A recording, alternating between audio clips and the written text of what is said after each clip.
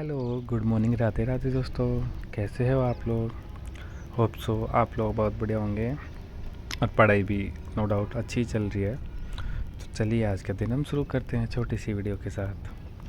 सबसे पहले हम उठ के छत पर टहलने चले गए, चाय वाय लेके अपनी। तो छत पे मौसम बहुत प्यारा हो रखा था। फिर हमने पूरे दिन का शेड्यूल बनाया, हमने कौन कौन से सब्जेक्ट में क्या क्या टॉपिक्स पढ़ना है, वो जो कल पढ़ा था हल्का सा उसका भी याद करने की कोशिश की, क्योंकि अगर वो याद आ जाता है तो कहीं ना कहीं लगता है कि हाँ हमने कुछ अच्छा पढ़ा था। फिर हम निकल गए अपनी लाइब्रेरी के लिए। लाइब्रेरी पहुंच के सबसे पहले हमने कल जो पढ़ा था उनके पॉइंट्स बनाए, जो आज पढ़ना है उनको देखा। तो वर्ल्ड ज्योग्राफी में कल हमने बेसिकली धाराओं के बारे में और वायुमंडल की जो परतें होती हैं उनके बारे में पढ़ा था। आज हमने एक तो जलवाष्प के बारे में एंड वायुदाब की पेटियों के बारे में पढ़ा था, कितनी पेटियाँ वगैरह पाई जाती हैं। तो बेसिकली 7 पेटियाँ हैं। भूमध्य रेखीय, निम्न वायुदाब पेटी। एक फंडा बताता हूँ छोटा सा। जहाँ जहाँ टेम्परेचर ज़्यादा होगा वहाँ वायुदाब निम्न होगा। वायुदाब टेम्परेचर इन्वर्सली प्रोपोर्शनल टू 1 वायुदाब, ठीक है। तो उच्च वायुदाब पेटी मतलब कि वहाँ पर टेम्परेचर कम है। टेम्परेचर कम है मतलब वायुदाब ज़्यादा है, ठीक है। तो पेटियों के बारे में पढ़ते हैं। एक है अपनी भूमध्य रेखीय निम्न वायुदाब पेटी, उपोष्ण निम्न उच्च वायुदाब पेटी, उपध्रुवीय निम्न वायुदाब पेटी और ध्रुवीय उच्च वायुदाब पेटी। ध्रुवों पर तापमान बहुत कम होता है तो उच्च वायुदाब पेटी, ठीक है। फिर हमने एक उनका टैब में डायग्राम देखा है, क्योंकि बिना देखे चीज़ें लिखने से चीज़ें शायद याद रहती हैं, जितना मेरे को पता है। बाकी मेरा वीडियो ये डेली बना देता हूँ, तो मोस्टली लोगों को लगता हो कि बस ठीक है पढ़ रहा है, क्या दिखा रहा है, इसको क्या दिखाना। तो दिखाने का ये उद्देश्य नहीं है कि बस ये, क्योंकि हर स्टूडेंट की अपनी जर्नी होती है, नो डाउट। हर स्टूडेंट अपनी जर्नी में स्ट्रगल कर रहा होता है।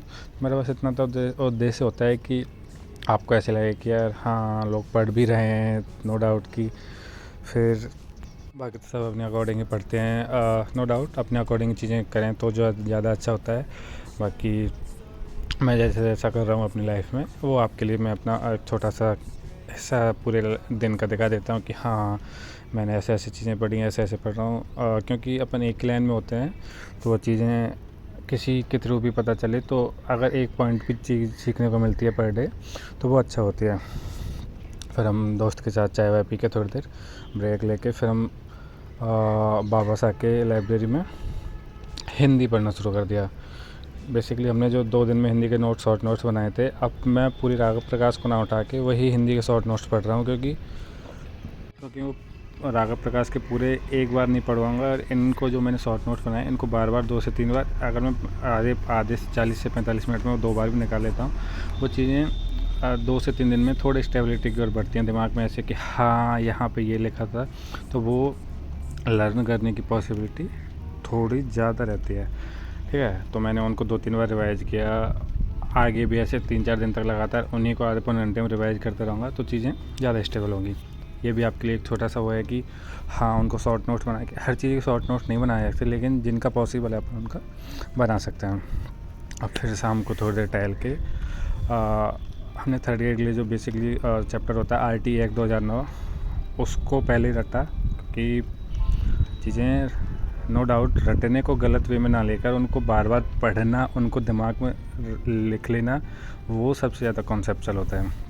और रटा, फिर उनको अपने जितना भी याद हुआ था उनको नो डाउट उनको लिखा, जिससे एक ये भी रहता है कि हाँ कहाँ अटक रहे हैं, तो वो दोबारा उनको याद करेंगे तो याद रहेंगी चीज़ें। तो thank you for watching my video and support, keep support.